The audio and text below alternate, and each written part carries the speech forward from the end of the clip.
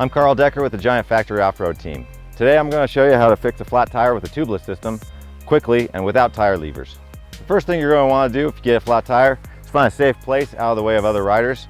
If it's sunny, you might want to get some shade. If it's cold, you might want to place in the sun. You'll be there a few minutes. If you haven't shifted into your tallest gear, you'll need to do that now. You want to be in the 10 or 11 back here. Now you're ready to remove your rear wheel.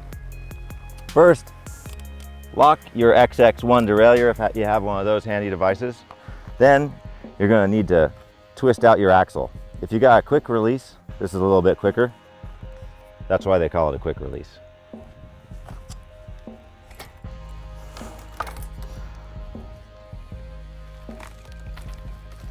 Set your bike aside. Set your axle somewhere clean. Now it's time to remove the tire. Since this is a fake flat tire, I have to remove the rest of the air. Next, you need to debead one side of the wheel. Push your thumbs in and it'll pop off the rim. The next point, and this is an important one, is putting the valve stem down and pushing the tire down into the rim bed. If you push it down like this, you get tons of room. You don't need a tire lever. Doesn't matter if you have little hands, big hands, strong hands, weak hands. If you have the right technique, you should be able to do this without tire levers.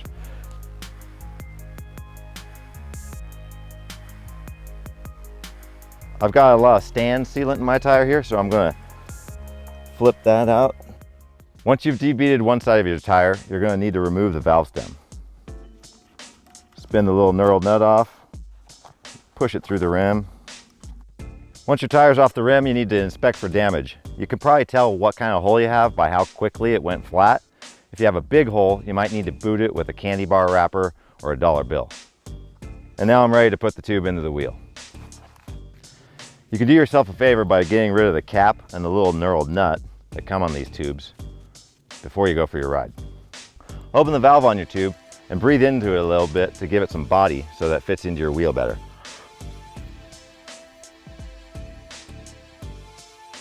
Once you've got a little shape to your tube, it's time to install it into the wheel. Insert your valve stem into the hole, tuck the tube into the tire, and then spin it around. Now we're going to put the valve stem back at the ground so that we can push that bead into the rim bed and give the tire the space to just fall onto the rim. Now you're ready to inflate the tire. If you're out for a training ride, you'll probably be using a pump. If you're racing, you'll probably have one of these, a quick fill or big air. Now you notice I've left my gloves on. That's for two reasons. A, it's going to save me time and I don't have to put them back on when I get back on my bike. And B, when you let the gas out of this, these get really cold and will freeze your fingertips straight to the metal. The way these generally work is you tighten the canister into the head and then you back it up a little bit to release the air into your tube. Let the tire fill up just a little bit. Once you've got a little bit of air in the tire and it's got some shape, have a look and make sure that you don't have any big bulges or places where you can see the tube. If you do, you're going to have to go back a couple steps and try again. This one's looking good, so I'm going to put the rest of the gas into it. Once it's full, close the valve stem. I want to remind you to put a lot of pressure in your tire because you probably won't have any more of these and you probably don't have any extra tubes. Now it's time to reinstall your wheel. Since you're already in the 10 or 11, the brake rotor will line right up if you put it back into your tallest gear. Now you just need to put your axle back in, or a quick release. Tighten it down.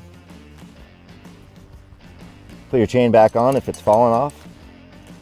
And then release the clutch on your derailleur. You're done changing your flat tire and now your bike's ready to ride. Be sure to have a look around, pick up whatever sunglasses or tools you have lying about. Last but not least, shift your bike into an appropriate gear for going uphill if you are. With a little practice, you'll be able to do this in just a couple of minutes. Start out in your living room first, and then you'll be ready to ride on the trails and fix your own flat tire quickly. I'm Carl Decker with the Giant Factory Off-Road team. Thanks for watching.